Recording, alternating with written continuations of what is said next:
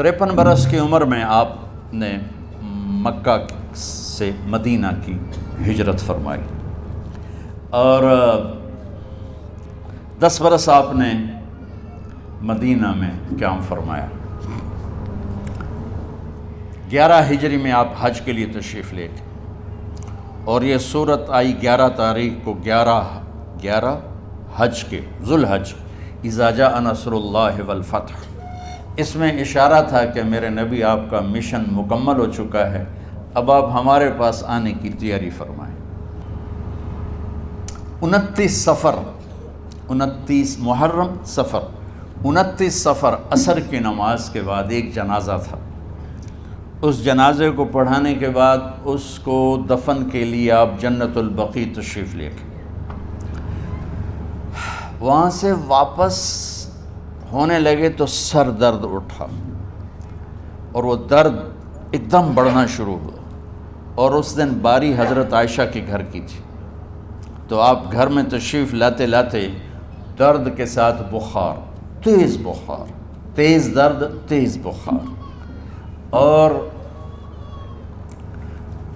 14 دن، 12 ربیع، 29 30 2 دن یہ، اور 12 دن اگلے 14 دن آپ نے بیماری دیکھی، مسلسل سر درد اور مسلسل بخار۔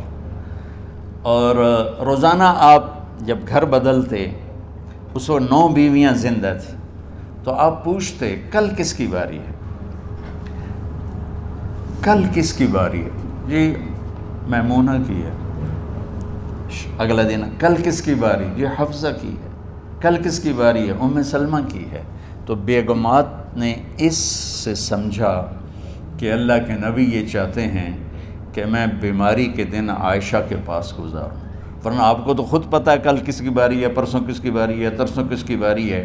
تو حضرت میمونہ کے گھر میں آپ تشریف فرما تھے، تو ساری باقی 7 بیگمات جمع ہوئیں، اور انہوں نے آ کے عرض کی، یا رسول اللہ، جب تک آپ بیمار ہیں آپ عائشہ کے پاس آرام فرمائیں، اور جب اللہ آپ کو شفا دے دے تو پھر ہماری ترتیب کو آپ دوبارہ شروع فرما دیں۔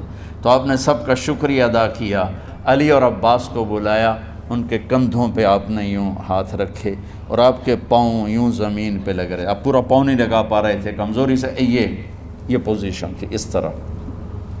اور یہ پیر کا دن تھا، آپ حضرت عائشہ کے گھر میں داخل ہوئے، اور اگلے پیر کو حضرت عائشہ کے گھر میں آپ اپنے اللہ کے پاس چلے گئے۔ آخری ہفتہ آپ نے حضرت عائشہ کے گھر میں گزارا۔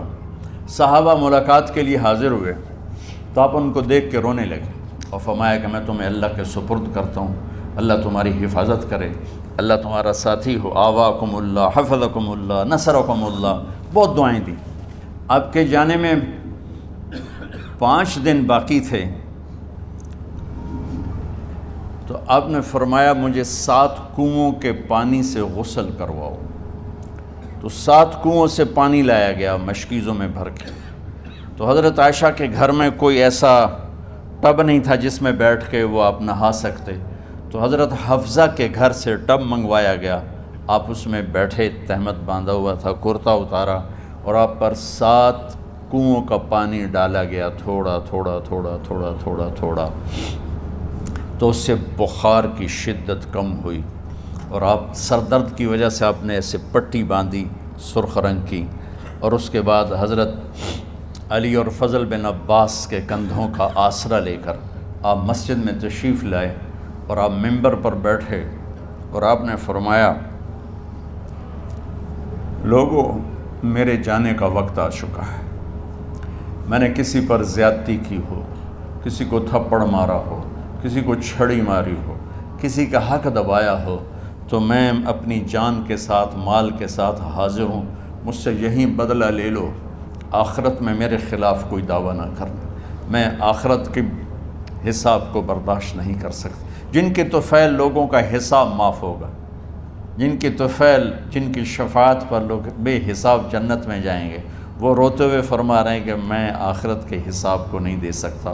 تو سارے صحابہ رونے لگے، لیکن آپ اپنی بات کو دہراتے رہے، کوئی بھی نہیں اٹھا۔ تو آپ نے ظہر کی نماز پڑھائی، ظہر کے بعد پھر ممبر پر آئے اور فرمایا کہ لوگو یہیں مجھ سے حساب کتاب کر لو، آگے نہ کرنا،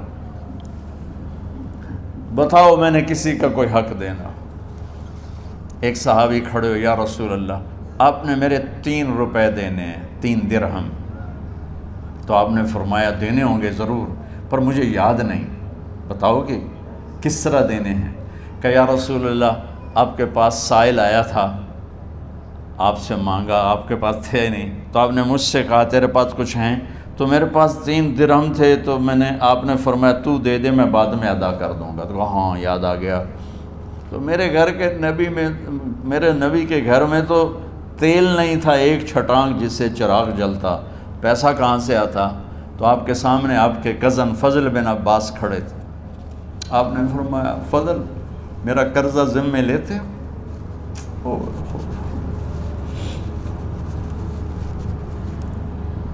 جن کے لیے کائنات سجائی گئی، جنت کی چابیاں جن کو پکڑائی گئیں، جاتے ہوئے 3 روپے دینے کی ہمت نہیں تھی۔ کہا فضل میرا قرضہ ذمے لیتے ہو؟ کہا جی یا رسول میں اپنے ذمے لیتا ہوں۔ کہا اس سے لے لینا۔ آپ گھر تشریف لے گئے، نماز کے لیے آتے تھے، پڑھاتے تھے۔ جمعرات کو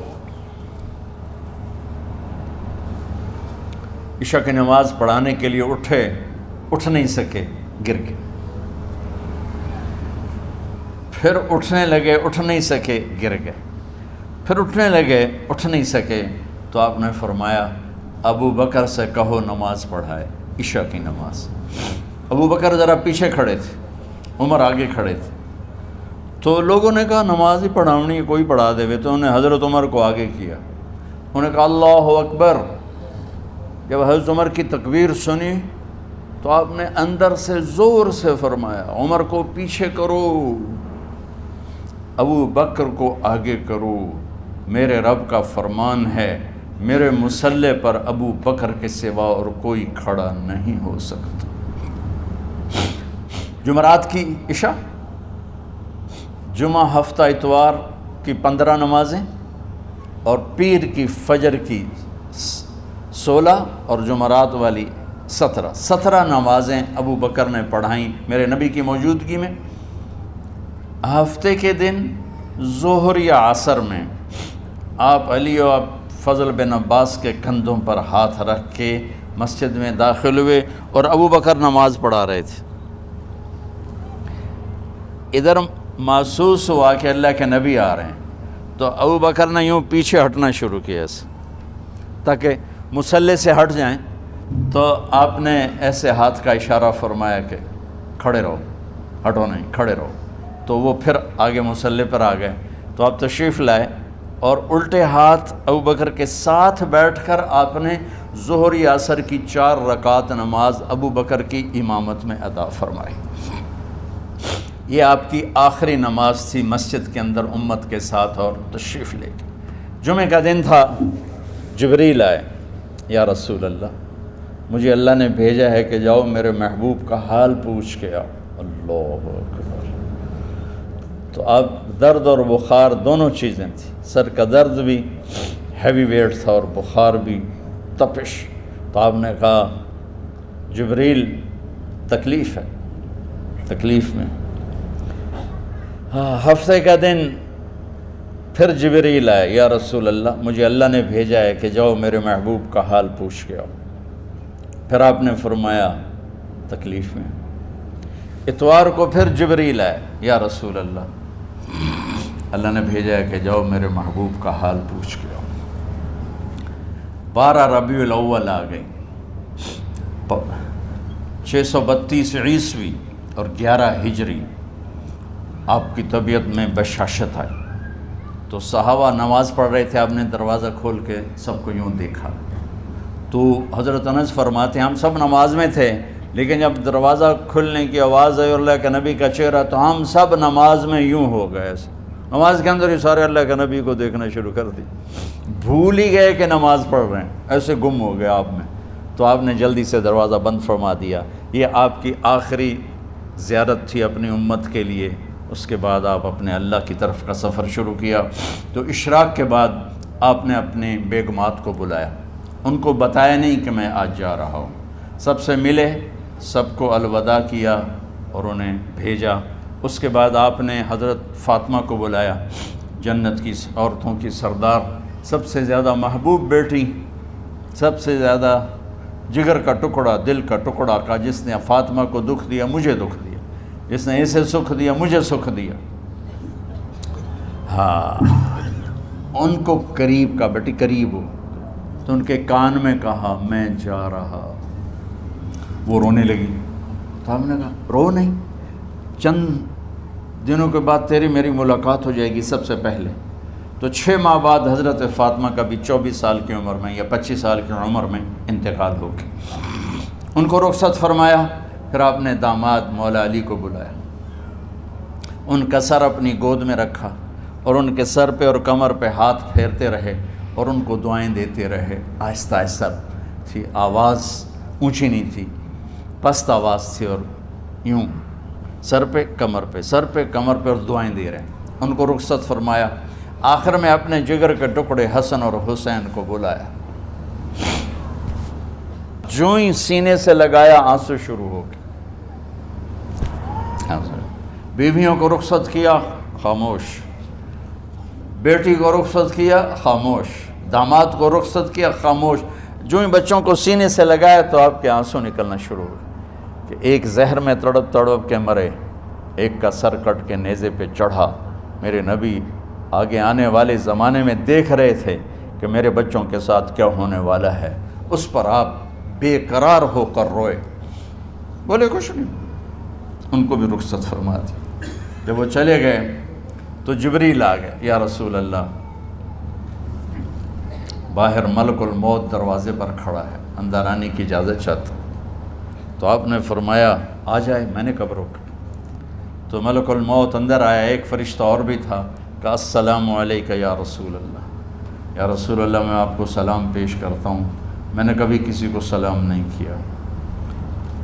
آپ کے رب نے فرمایا جب جاؤ تو اجازت لے کے جانا، بن اجازت اندر نہ جانا، میں کبھی کسی سے اجازت نہیں لیتا۔ اللہ تعالیٰ نے فرمایا آنا چاہیں تو لے آنا، رہنا چاہیں تو چھوڑ کے آ جانا، یہ اختیار اللہ نے کبھی کسی کو نہیں دیا، آپ پہلی اور آخری ہستی۔ تو آپ نے فرمایا اگر میں اجازت دے دوں تو میری جان نکالو گے؟ کہا جی نکالو، میں تو اللہ کے امر کا پابند۔ تو آپ نے جبریل سے پوچھا کیا کہتے ہو، تم کیا کہتے ہو؟ جبریل نے کہا یا رسول اللہ، اللہ آپ کی ملاقات کے شوق۔ سبحان میرے بھائی بہنوں، اللہ سے یہ دعا کیا کرو یا اللہ ایسی موت دے جب جانے کا وقت ہے تو ہماری ملاقات کے شوق میں ہو۔ ایک صحابی کا انتقال ہوا، آپ نے ان کی قبر پہ جا کے یہ دعا کی، یا اللہ طلحہ جب تیری بارگاہ میں پیش ہو تو اسے دیکھ کے مسکرائے، یہ تجھے دیکھ کے مسکرائے، سارے دکھ درد دور ہو جائیں گے۔ تو جبریل بولے یا رسول اللہ، اللہ آپ کی ملاقات کے شوق میں۔ آپ نے فرمایا جاؤ اللہ سے پوچھ کے آؤ میرے بعد میری امت کے ساتھ کیا کرے گا، جاؤ پوچھ کے آؤ حسن حسین کے ساتھ کیا کرے گا۔ یہ پوچھنا، ہر کوئی اپنے بچوں کو یاد کرتا، مرنے والے بچوں کو یاد کر، بچے میلاد۔ میرے والد اچانک ہارٹ اٹیک میں فوت ہو گئے تو ہماری بہنیں موجود نہیں تھیں، میری 2 بہنیں، تو میرے والد بار بار کہتے میری دھیاں مینوں ملا دیو، میری دھیاں مینوں ملا دیو۔ اور میرے نبی نے کہا میری امت کا مجھے بتاؤ پہلے کیا کرو گے۔ حسن حسین کا نہیں کہا، جن کو ذبح ہوتے بھی دیکھا، زہر میں تڑپتے بھی دیکھا۔ واہ یا رسول اللہ، آپ نے کیا وفا کی اور ہم نے کیا صلہ دی، سارے خنجر انہی کے سینے میں ہی اتار دیے، ہر تیر کھینچ کے آپ کے جگر کے پار کیا، ہر نافرمانی کا ٹھیکہ لے لیا۔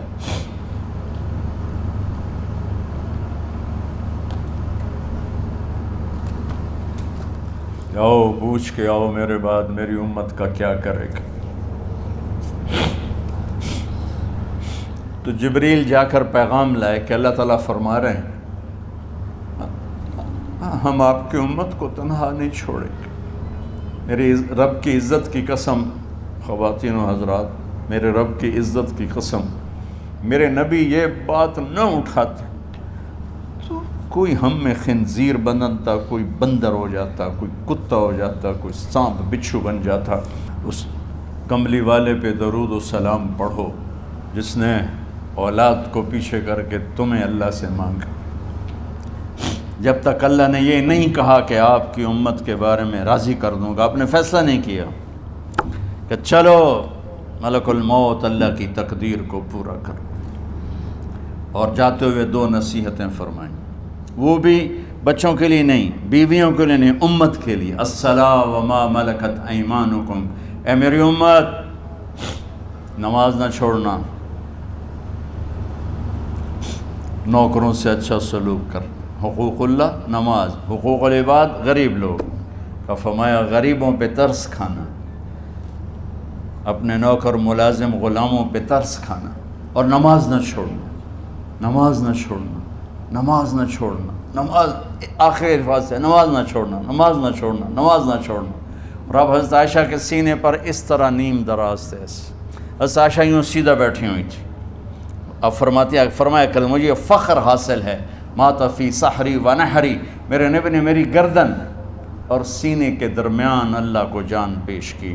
آپ اس طرح نیم دراز تھے تو تھوڑی دیر پہلے عبد الرحمن بن عوف آئے، عبد الرحمن بن ابو بکر آئے، آپ کے ہاتھ میں تازہ مسواک تھا، تو آپ مسواک بہت فرماتے تھے، تو آپ اتنے کمزور ہو چکے تھے کہ بولا نہیں جا رہا تھا، تو آپ کی نظریں مسواک پہ ٹک گئیں، دیکھے جا رہے ہیں، مسواک کو دیکھے جا رہے ہیں۔ حضرت عائشہ نے محسوس کیا کہ نظریں مسواک پر ہیں، تو کہا یا رسول اللہ اب مسواک کرنا چاہتے ہیں، تو حضرت عائشہ نے اب بھائی سے لے کر وہ لکڑی اور اپنے منہ میں چبائی اور آپ کے منہ میں اس طرح کر کے خود چلائی، کہا میں وہ خوش قسمت ہوں جس کا لعاب آخری غذا تھی جو میرے نبی کے منہ میں گیا، وہ حضرت ام عائشہ کا لعاب مبارک تھا۔ اور پھر اس کے بعد اگلا یہ سارا واقعہ ہوا، تو آپ نے کہا الصلاۃ وما ملکت ایمانکم، ایک نماز نہ چھوڑنا، ایک اپنے نوکر نوکرانی غلاموں سے اچھا سلوک کرنا، اور پھر اللہم الرفیق الاعلی، یا اللہ بلا لے۔ جب آپ نے اعلان کیا کہ چلو تقدیر کو پورا کرو، تو جبریل بھی غمگین ہو کر کہنے لگے یا رسول اللہ پھر میرا بھی آج دنیا میں آخری دن ہے، آج کے بعد میں بھی کبھی اس دنیا میں لوٹ کے نہیں آؤں گا، یعنی وحی کے ساتھ۔ آپ کی آنکھیں بند ہوئیں، حضرت عائشہ رضی اللہ تعالیٰ عنہ کی چیخ نکلی، تو ساری بیگمات دوڑی آئیں، تو آپ کی منزل پوری ہو چکی تھی، تو آپ کو لٹایا گیا اور چادر ڈال دی گئی۔ ابو بکر رضی اللہ تعالیٰ عنہ اپنی دوسری بیگم کے پاس گئے تھے عوالی، 3-4 میل، پتہ چلا تو وہاں سے گھوڑے پر وہ دوڑتے ہوئے آئے اور آ کر آپ کے ماتھے سے چہرے سے کپڑا ہٹایا اور آپ کے ماتھے پر بوسہ لیا، تو آپ کے آنسو ماتھے پر گرے، کہ واہ نبیّا واہ خلیلا واہ صفیہ، ہائے میرا نبی، ہائے میرا دوست، ہائے میرا خلیل، ہائے میرا جگر، کہ یا رسول اللہ آج کے بعد آپ کوئی دکھ نہیں دیکھیں گے۔ جب آپ درد سے بے قرار تھے اور بی بی فاطمہ رضی اللہ تعالیٰ عنہ ساتھ بیٹھی تھیں، تو آپ کی بے قراری کو دیکھ کر وہ رونے لگی کہ ہائے میرے ابا کا درد، ہائے میرے ابا کا درد۔ تو میرے نبی نے کہا ما علی ابی کی کرب بعد اليوم، بیٹی آج تیرے باپ کے دکھ کا آخری دن ہے، آج کے بعد کوئی دکھ نہیں دیکھیں گے۔ تو صدیق نے کہا آپ آج کے بعد کوئی دکھ نہیں دیکھیں گے۔ اب تشریف لے گئے مسجد میں، تو کوہرام مچا ہوا تھا، کچھ گمسم تھے، اور عمر رضی اللہ عنہ تلوار اٹھائے ہوئے تھے، جو کہے گا اللہ کا نبی فوت ہوگا میں سر اڑا دوں گا، وہ فوت نہیں ہوئے، وہ اللہ کے پاس گئے، ایک جنونی کیفیت پیدا ہوگی، وہ واپس آئیں گے، سارے کفار سے جہاد کریں گے۔ تو ابو بکر ممبر پر آئے، کہا عمر بیٹھ جاؤ، عمر کہنے لگے نہیں بیٹھتا، انکار نہیں بیٹھتا، اور تلوار ایسے، سبحان اللہ، واہ صدیق واہ۔ آپ نے ممبر پہ کھڑے ہو کر، کیا سونے سے بھی لکھے جائیں تو کم ہے، قیمت اس سے زیادہ ہے، میرے صدیق نے کہا لوگو من کان یعبد محمدا فإن محمدا قد مات، جو محمد کی پوجا کرتے تھے تو آج محمد کو اللہ نے موت دی تھی۔ ومن کان یعبد اللہ فإن اللہ حی لا یموت، اور جو اللہ کی پوجا کرنے والے ہیں وہ یاد رکھو ان کا اللہ زندہ ہے، موت سے پاک۔ پھر آپ نے انک میت وانہم میتون، میرے محبوب آپ کو بھی موت آئے گی اور ان سب کو موت آئے گی۔ حضرت عمر فرماتے ہیں جب میں نے یہ آیت سنی تو میں یوں نہیں گرا، ایسے گرا سیدھا، ٹانگوں سے جان نکل گئی تو یوں گرے ایسے یوں، اور کہنے لگے مجھے یقین ہو گیا کہ موت آ گئی اور اللہ کے نبی ہمیں چھوڑ کے چلے گئے۔ غسل کون دے، کیسے دے؟ اہل بیت نے غسل دینا تھا۔ آپ کے کپڑے اتار کے غسل دیا جائے یا جو آپ نے کپڑے پہنے ہیں اسی میں غسل دیا جائے تو پریشان ہے، کیا کیا جائے؟ سب پہ اونگ طاری ہو گئی، ایک دم سب کو نیند آئی اور غیب سے آواز آئی کہ ہمارے نبی کو کپڑوں سمیت غسل دیا جائے۔ آپ کے بدن مبارک سے کپڑا نہیں اتارا، کوئی اتارے نہیں، تو اس آواز پر سارے بیدار ہوئے۔ تو حضرت عباس، فضل بن عباس، شقران آپ کے غلام، اور اسامہ بن زید اور علی بن ابی طالب آپ کو غسل دینے والے تھے۔ حضرت علی آپ پر پانی ڈال رہے تھے اور فضل بن عباس جسم کو مل رہے تھے، اور حضرت علی ساتھ ساتھ روتے ہوئے یا رسول اللہ آپ نے ہی ہمیں صبر کا حکم دیا، اگر آپ ہمیں صبر کا نہ کہتے تو آج ہم دنیا کو رو کے دکھاتے، اور آج ہم دنیا کو اپنا غم دکھاتے کہ کس طرح غم کیا جاتا ہے۔